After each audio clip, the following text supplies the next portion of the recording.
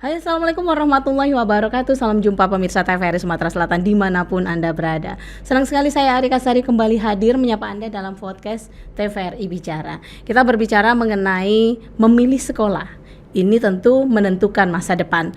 Dan khusus untuk di Sumatera Selatan tercinta ini, SPMB hadir dengan sistem yang sebagian besar sudah mengarah ke digitalisasi. Ada 4 proses yang akan diikuti dalam SPMB ini, yaitu jalur domisili, afirmasi, prestasi, sampai jalur mutasi yang memang wajib dipahami agar tidak salah langkah. Nah, untuk membahas mengenai SPMB ini dengan tema sistem penerimaan murid baru SPMB dan masa depan pendidikan, kita akan berbincang, sudah hadir di studio podcast kali ini Bapak Haji Tajudin Idris SSIMT. Beliau merupakan Kepala Balai Penjaminan Mutu Pendidikan atau BPMP Provinsi Sumatera Selatan. Kita sapa terlebih dahulu. Assalamualaikum Pak. Waalaikumsalam warahmatullahi wabarakatuh. Selamat siang, baik. Apa kabar ini Pak? Alhamdulillah kabar baik Ibu, senang sekali. Tapi saya mau sapa juga dulu. Boleh Saya Pak. kasih pantun ya. Boleh Pak. Boleh. Cakep. Sungguh indah halaman dipenuhi kembang. Cakep. Membuat hati sangatlah gembira riang. Cakep. Alhamdulillah hari ini diundang TVRI Palembang.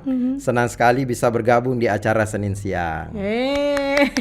Satu lagi. Iya Pak, boleh. Siang hari diajak wawancara. Cakep. Wawancaranya bukan tentang jenis ikan. Cakep. Hari ini kita ada di TVRI Bicara. Temanya tentang SPMB dan masa depan pendidikan. Luar biasa. Kayaknya baru 7 bulan ya Pak di Sumsel. Alhamdulillah 7 bulan Bu, tapi sangat menyenangkan. Sangat menyenangkan. Iya, every day is Sunday. Weh. Kata orang.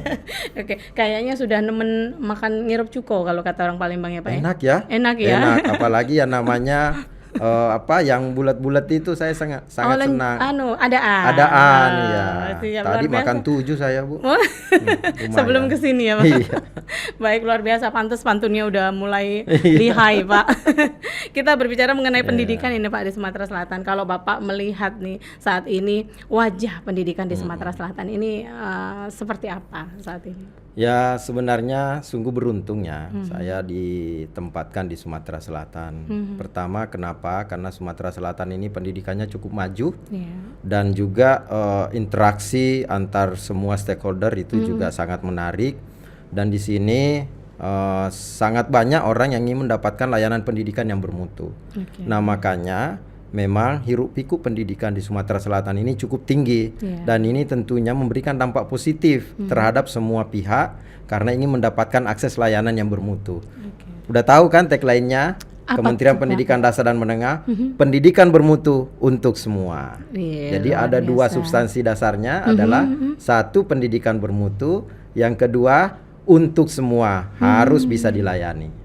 Nah, ini termasuk salah satunya proses yang akan dijalani ya di dunia pendidikan khususnya di Sumatera Selatan adalah proses SPMB. Oke, nah kalau untuk di tahun 2026 ini proses SPMB ini akan seperti apakah Pak gambarannya? Jadi mohon izin Bu Ai, saya perlu sampaikan dulu bahwa SPMB ini sistem penerimaan murid baru. Yang namanya sistem itu adalah sebuah proses bagaimana agar semua anak-anak kita bisa diterima di jenjang yang dituju. Nah, karena ini sistem tidak ada saling menggugurkan, bukan seleksi. Ini namanya sistem. Jadi semua anak-anak murid-murid kita itu bisa diterima di satuan pendidikan yang dituju. Tapi prosesnya tentu tetap ikuti aturan, objektif, transparan, akuntabel, tanpa diskriminasi. Itu. Jadi semua mempunyai peluang yang sama. Semua boleh mengakses satuan pendidikan yang sama. Termasuk misalnya sesuai dengan aturan yang ada. Jadi perlu saya sampaikan bahwa SPMB tahun 2026 ini itu minimal mengacu 5 aturan. Satu, Permendikdasmen 3 2025 tentang SPMB. Yang kedua, Permendikdasmen 26 tahun 2025 tentang daya tampung. Yang ketiga, turunannya ke Mendikdasmen 14 tahun 2026. Itu bagaimana mengatur rombongan belajar maupun populasi dalam rombongan belajar. Yang keempat, Surat Edaran Dirjen 301 tahun 2026. Itu turunannya yang mengatur bagaimana SPMB ini dilaksanakan. Yang kelima, petunjuk teknis yang sudah ditetapkan oleh gubernur untuk jenjang SMA dan petunjuk teknis SPMB yang sudah ditetapkan oleh bupati atau wali kota untuk jenjang SMP dan SD maupun PAUD. Oke, nah dari Juknis itu berarti berbeda ya Pak ya antara jenjang pendidikan SD, SMP dan SMA? Tentu beda dong. Nah, iya. Apa tapi tetap rujukannya mengatur 4 jalur afirmasi, jalur domisili, jalur prestasi dan jalur mutasi. Gitu. Bisa dijelaskan itu Pak keempat jalur itu? Ya, jadi jalur afirmasi ini mengakomodir untuk anak-anak kita yang tentu punya kebutuhan-kebutuhan khusus, misalnya ekonominya kurang, kemudian mungkin misalnya ada disabilitas apa semua. Nah, kalau yang jalur domisili itu kita berharap bahwa anak-anak kita itu mudah menjangkau satuan-satuan pendidikan yang terdekat. Karena kan namanya ya anak yang mau masuk sekolah ini Mbak Ai tahu. Yang mau masuk SD umurnya berapa sih? 6-7 tahun, 5,5 kalau ada surat psikologi misalnya. Anak-anak kecil kan tidak mungkin dikasih ke satuan-satuan pendidikan yang terlalu jauh. Terhilang loh anaknya. Makanya kita kasih jalur domisili yang terdekat. Kemudian ada jalur prestasi.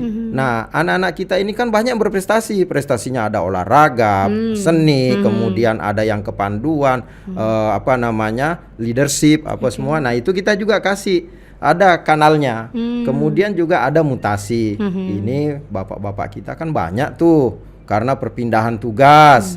Ada yang mungkin dari polisi, TNI, guru semua. Nah itu juga kita beri kanal.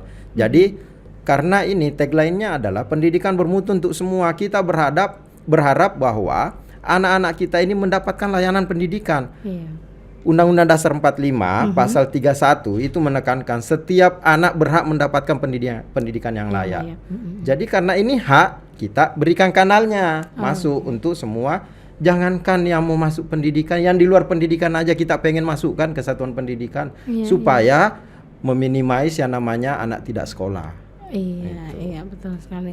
Jadi kira-kira dari 4 jalur itu berapa persentase kah Pak yang bermain? Misalnya, ya ada persentasenya. Misalnya untuk afirmasi tertentu misalnya minimal kalau nggak salah itu sekitar 70% untuk anak-anak SD. Yang afirmasi. Ya, yang itu kan dekat-dekat, kasihan kalau jauh kan tadi. Nah, kita lihat jenjangnya aja. Karena itu ada untuk prestasi, ada untuk ini kalau misalnya mutasi 5% maksimal. Ya memang ada kanalnya 30% prestasi, 30% misalnya mutasi domisili kayak gitu ya. Jadi kita lihat tergantung jenjangnya deh. Nah, jenjang SD dan SMP, SMA itu berbeda ya.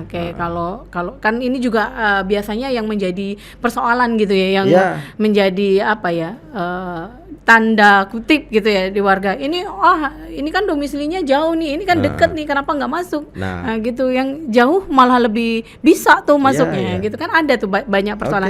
Tahun lalu kita belajar mungkin dari ini, sistem tahun lalu. Saya perlu jelaskan ke pemirsa TVRI bicara ini bahwa tahun ini BPMP Sumatera Selatan sesuai Permendikbud 3 2025 itu diberikan mandat memberikan rekomendasi teknis.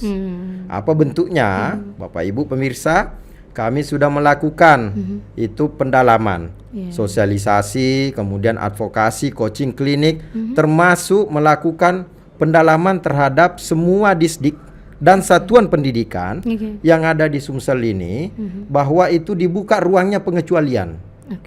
Nah, apa pengecualiannya?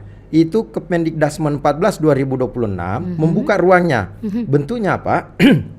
Misalnya pengecualian bisa diberikan kepada satuan pendidikan sepanjang ada 3 komponen yang harus dipenuhi. Apa itu? 1, bahwa dia ada ruang kelas. Yang kedua, ada guru. Yang ketiga, ada pembiayaan. Nah, itulah kami melakukan komunikasi efektif maupun sangat detail kepada satuan-satuan pendidikan semua kabupaten kota dan provinsi untuk jenjang SMA. Sampai hari ini kita buka ruang pengecualian. Tapi ini tadi saya sign tuh beberapa ini, mudah-mudahan sudah selesai pengecualian ini. Kenapa kami begitu? Karena saya sampaikan pengecualian diberikan tadi terutama juga pada daerah-daerah 3T. Kemudian daerah padat penduduk, kemudian daerah-daerah perkebunan. Kenapa? Karena pertumbuhan murid yang mau masuk sekolah itu seperti deret ukur. Melampaui dari deret hitung pertumbuhan ruang kelas. Makanya kita memberikan pengecualian-pengecualian. Di Permendikdasmen 26 tahun 2025 itu disebut bahwa kalau untuk jenjang SD itu misalnya maksimal 24 rombel. Setiap rombel isinya itu 28 murid. Kalau di SMP itu maksimal 33 rombel di satuan pendidikan, isinya jumlah muridnya itu 32. Kemudian kalau di SMA itu maksimal jumlah rombelnya 36. Populasi dalam rombelnya itu juga 36. Tapi itu diberikan pengecualian boleh tadi dengan syarat 3 itu. Ada gurunya, ada ruang kelasnya, ada pembiayaannya. Nah, inilah yang kita ketemu dengan dinas-dinas dan satuan pendidikan membahas berapa sih kelayakan kelogisannya diberikan. Nah, rujukannya yang paling efektif kami melihat dari Dapodik, data pokok pendidikan. Karena Dapodik ini itu sangat detail memberikan gambaran tentang bagaimana kondisi satuan-satuan pendidikan tersebut. Iya, ini juga lagi-lagi terkait dengan pemerataan pendidikan ya Pak ya. Karena memang kalau Bapak lihat kalau di Sumatera Selatan sendiri gimana Pak pemerataannya, khususnya untuk daerah-daerah 3T dan padat penduduk tadi? Jadi gini Bu, kita itu melihat sebaran, melihat sebaran satuan pendidikan. Kalau saya lihat di Palembang nih ya, contoh yang agak krusial tuh Palembang. Di Palembang ini sekarang pertumbuhan penduduk itu terutama berada pada daerah-daerah pinggir, tidak lagi di pusat kota. Jadi karena pusat kota ini sudah banyak misalnya perkantoran, perdagangan, lebih cenderung mereka pertumbuhan perumahan apa semua di daerah pinggir. Nah, yang tidak diimbangi dengan pertumbuhan unit sekolah baru atau ruang kelas baru. Makanya kami mintakan Pemdanya mendukung supaya anak-anak kita tetap bisa diterima di sana. Nah, kemudian termasuk juga pada daerah-daerah yang terisolasi dan daerah 3T tadi. 3T kan kalau di sini masih ada Musirawas Utara ya. Nah, itu juga kita harus jangkau karena Sumatera Selatan bukan hanya Palembang. Kita harus menghitung sampai seujung-ujung sana. Termasuk jumlah sekolahnya dan jumlah murid yang akan masuk di dalam satuan pendidikan jenjang pertama misalnya. Kalau SD kelas 1, kemudian SMP kelas 7, kemudian SMA kelas 10. Itu kita harus hitung berapa sih calon populasi murid yang akan masuk. Kita hitung lagi berapa ruang kelas yang tersedia. Makanya dalam proses SPMB ini kita libatkan juga swasta, BMPS. Karena sekolah bukan hanya negeri. Sekolah juga ada swasta. Dan nanti setelah SPMB berlangsung, kita mintakan terhadap anak-anak yang tidak tertampung di sekolah-sekolah negeri, kita mintakan nanti atau masih ada ruang kelas misalnya sekolah-sekolah yang dituju yang misalnya terlalu banyak peminatnya, nanti yang tidak tertampung di situ kita mintakan Pemda untuk melakukan pemerataan ke sekolah-sekolah yang lain, di samping juga mengkomunikasikan kepada swasta agar bisa ditampung di sekolah swasta. Gitu. Nah, kalau penerimaan SPMB ini apakah nantinya sama dengan yang baru sekarang ini sekolah rakyat gitu Pak? Oh, sekolah rakyat tentu beda. Berbeda ya. Beda. Pertama bedanya itu secara kewenangan. Sekolah rakyat kan di Kemensos. Nah, kami kan ngurusin yang sekolah formal di luar sekolah rakyat. Nah, kemudian juga yang mungkin sama ya karena kurikulum yang digunakan. Kan hanya kurikulumnya, hanya berbasis kurikulumnya yang sama. Nah, kira-kira nih akan ada perbedaan Pak penerimaan SPMB tahun kemarin dengan yang tahun ini? Apakah ada yang menarik tahun ini? Boleh, ya. Kalau tahun-tahun sebelumnya tidak ada namanya tes kemampuan akademik. Tahun ini itu Kementerian Pendidikan Dasar dan Menengah itu melalui Badan Standarisasi Pendidikan, Penjaminan Mutu Pendidikan itu sudah mengeluarkan namanya tes kemampuan akademik. Nah, TKA ini tahun lalu kan jenjang SMA sudah dipakai untuk masuk ke perguruan tinggi. Tahun ini itu baru saja lewat bulan lalu itu ada TKA untuk jenjang SD dan SMP. Nah, hasil TKA ini bisa digunakan sebagai bagian dari jalur prestasi untuk anak-anak kita, misalnya yang mengikuti kemarin SD untuk masuk ke SMP, yang SMP untuk masuk ke SMA. Itu menjadi bagian dari komponen prestasi karena di prestasi itu ada dua. prestasi akademik dan prestasi non akademik. Prestasi akademik ini ada yang melalui rapor, ada yang melalui TKA. Non akademik ini ada yang melalui olahraga, ada seni maupun ada leadership kepemimpinan. Seperti misalnya kepanduan, OSIS, OSIM dan lain-lain. Gitu. Kalau presentasinya apakah besar gitu? Tergantung nanti daerahnya. Karena yang membuat juknisnya, operasional teknisnya itu daerah. Mau memberikan populasi berapa persen itu kita lepaskan kepada daerah-daerah yang mengatur gitu.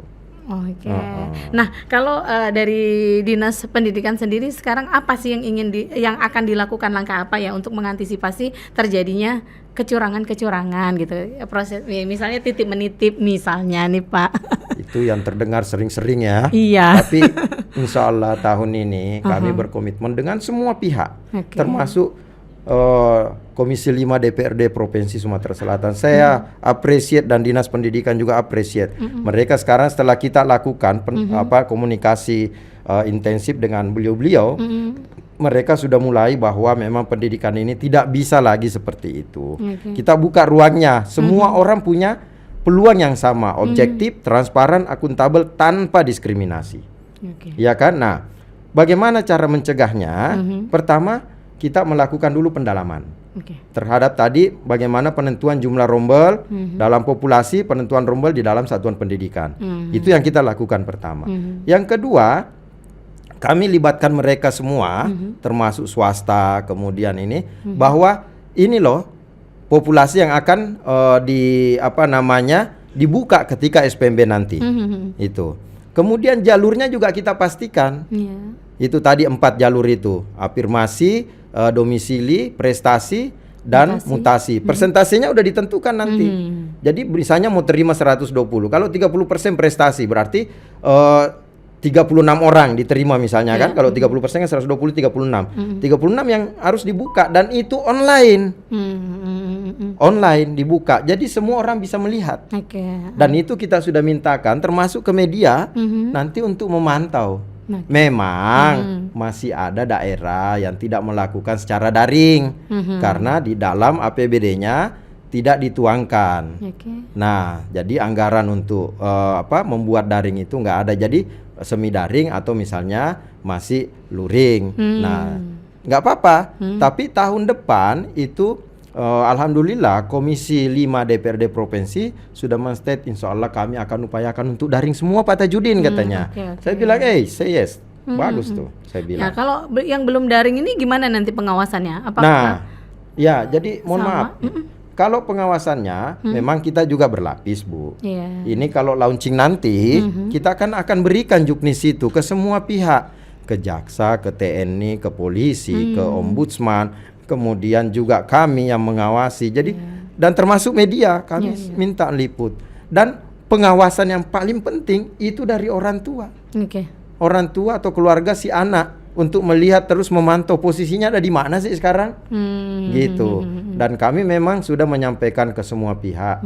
Sebenarnya yang ikut melakukan, yang ikut dalam sistem ini kan anak-anak kita. Tentu anak-anak kita pengen diterima sesuai prosedur, sesuai aturan. Oleh karena itu kami mintakan ke semua pihak jangan melakukan perbuatan-perbuatan yang tidak sesuai aturan karena anak kita nanti yang akan terimbas gitu. Iya. Oke. Nah, kalau boleh tahu nih Pak, sebenarnya selain pengawasan, tugas utama nih dari Balai Penjaminan Mutu Pendidikan ini sendiri apa nih? Ya, Balai Penjaminan Mutu Pendidikan ini adalah struktural eselon 3 di Sumatera Selatan ya. Eselon 3 dari Kementerian Pendidikan Dasar dan Menengah di bawah Direktorat Jenderal Pendidikan Anak Usia Dini, Pendidikan Dasar, Pendidikan non formal dan pendidikan informal. Itu sekarang namanya yang baru. Tugasnya tentu melakukan penjaminan mutu pendidikan. Mutu yang mana? Kita berbasis 8 SNP. Nah, apa itu? Ya, mulai dari sarprasnya, mulai dari murid, guru, kemudian proses pembelajaran, kurikulum, termasuk mitra-mitra. Nah, itu yang menjadi sangat luas. 17 kabupaten kota, 1 provinsi dari jenjang PAUD sampai jenjang SMA. Coveragenya BPMP semua. Oke, luar biasa ya Pak ya. Luar biasa. Tugas berat ya. Ya, tapi bagus karena kita menganggap ini sebagai seperti rekreasi. Jadi enak, merasakannya enak. Iya, karena tantangan itu kalau kita hanya mendapatkan porsi yang kecil, tentu tantangan kita kecil. Tapi kalau kita dapat porsi yang besar, tantangan kita besar. Katanya pelaut gini, kalau sudah melewati ombak besar, baru dibilang pelaut. Kalau ombak-ombak kecil, pemancing. Oh gitu. Iya betul. Itu istilahnya ya Pak ya, filosofinya ya, seperti itu. Nah Pak, gimana menurut Bapak dengan tanggapan stigma bahwa ada sekolah favorit dan sekolah non favorit? Nah, ini kan juga terkait nih dengan SPMB nih. Kadang-kadang anak-anak yang ingin aku punya tujuan, misalnya aku ingin masuk SMA itu karena memang unggulan atau favorit. Nah, ini gimana nih dengan adanya yang tadi kata Pak Tajudin bilang bahwa ada pemerataan di dunia pendidikan, ini seperti apa? Sebenarnya apa sih yang membuat favorit itu? Sekarang stigma favorit dan non favorit itu nggak ada lagi, Mbak.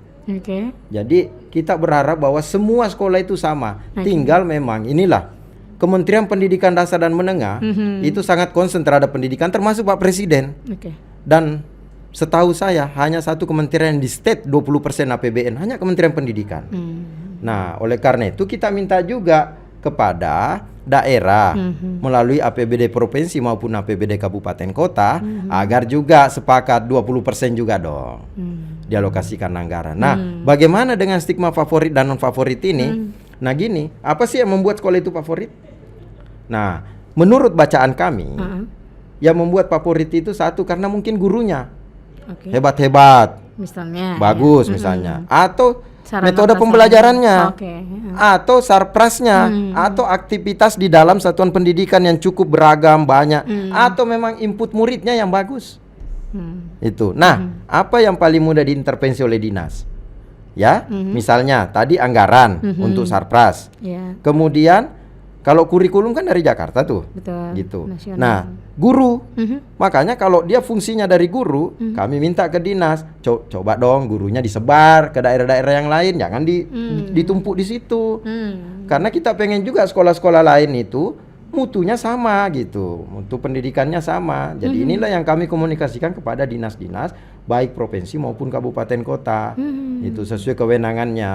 Nah, karena kita tidak berharap bahwa kalau terus ada stigma seperti itu, maka ini akan mendegradasi pendidikan di daerah tertentu. Itu dan padahal ini bermutu untuk semua. Itu pendidikan. Jadi kita berharap semuanya kualitasnya sama. Dan itu juga kami sudah kalau Mbak Ayi ikutin, sekarang coba lihat Pak Presiden itu menyalurkan bantuan revitalisasi satuan pendidikan bukan cuma di kota, sampai daerah 3T sana. Termasuk daerah-daerah yang kena bencana. Kemarin Musirawas insya Allah mungkin ya, ini banjir. Bukan cuma itu, termasuk memberikan PID, papan interaktif digital, interaktif flat panel di dalam satuan pendidikan, dan itu sudah disalurkan ke semua satuan pendidikan dari jenjang PAUD sampai SMA. Dan insya Allah tahun ini Pak Presiden udah berjanji akan menambah lagi. Kenapa? Karena memang pembelajaran sekarang itu sudah masuk ke era digital. Suka tidak suka, mau tidak mau, kita harus adaptif. Itu. Dan ya salah satunya ya melalui dengan pembelajaran API ini, pembelajaran melalui interaktif digital. Itu juga terkait dengan tantangan terbesar di dunia pendidikan ya, di era digitalisasi seperti itu ya Pak ya. Nah, ini terkait dengan salah satunya yang Pak Tajudin katakan tadi adalah guru sebagai ujung tombak di dunia pendidikan ini. Nah, berarti sertifikasi guru yang saat ini memang harus dimiliki seorang guru, ini memang harus disebar. Nah, kalau Pak Tajudin lihat di Sumatera Selatan sendiri ini gimana? Apakah sudah merata penyebaran guru-guru? Ya, memang kemarin ketika kami melakukan pendalaman terhadap SPMB ini ya, terutama untuk pengecualian, itu banyak reaksi dari beberapa satuan pendidikan. Pak, kalau Bapak misalnya mengikuti aturan ini, Permendikdasmen 14 2026, ini bakal ada guru yang tidak tertampung misalnya. Nah, karena dia apalagi dia udah sertifikasi gitu ya. Nah, kami sampaikan bahwa ya ini karena kita pengen melakukan perapian di seluruh Sumsel ini tentang kualitas pembelajaran di dalam satuan pendidikan. Nah, oleh karena itu kami berharap bahwa guru-guru ini disebar, disebar ke semua satuan pendidikan. Jangan hanya menumpuk di satu satuan pendidikan. Nah, terkait dengan misalnya guru-guru yang sudah sertifikasi, kan sebenarnya Pak Menteri juga sudah membuka ruangnya. Itu, kalau nggak salah Permendikdasmen 7 2026 apa ya? Itu terkait dengan bahwa guru swasta itu boleh mengajar, guru negeri boleh mengajar di guru swasta. Dan itu termasuk kalau masih dia kurang, nih kredit poinnya gitu, masih dia kurang, beliau juga boleh masuk di organisasi-organisasi. Itu sebagai misalnya pembina-pembina UKS, pembina pramuka, pembina OSIS, kemudian juga mungkin ya di mitra-mitra pendidikan seperti saya sebut ya, mohon maaf, IGI, PGRI, pengurus gitu. Itu bisa dikonversi. Jadi sebenarnya Pak Menteri itu sudah membuka ruang yang seluas-luasnya, selebar-lebarnya, bahwa pendidikan ini tidak menjadi ganjelan demi anak-anak kita yang ada di dalam satuan pendidikan. Relaksasinya sudah cukup banyak. Jadi, Kementerian Pendidikan Dasar ini cukup memberikan ruang yang fleksibilitas tinggi, tapi tetap aturannya harus diikuti. Karena kita pengen bahwa anak-anak itu mendapatkan pembelajaran di dalam satuan pendidikan. Jangan sampai anak-anak kita, coba lihat, kami pernah datang ke satuan pendidikan, gurunya nggak ada, anak-anaknya lagi main itu jam belajar. Nah, inilah yang oleh Pak Menteri pengen dirapikan, tapi diberikan keleluasaan seperti itu dengan aturan. Bertahap untuk pembenahan ya Pak ya? Pak, kayaknya nggak cukup kita ngobrol setengah jam di sini. Ya. Kayaknya karena sudah habis nih waktunya ngobrol sama Pak Tajudin. Kayaknya mesti ada di segmen yang lebih panjang ya Pak ya, di 1 jam gitu.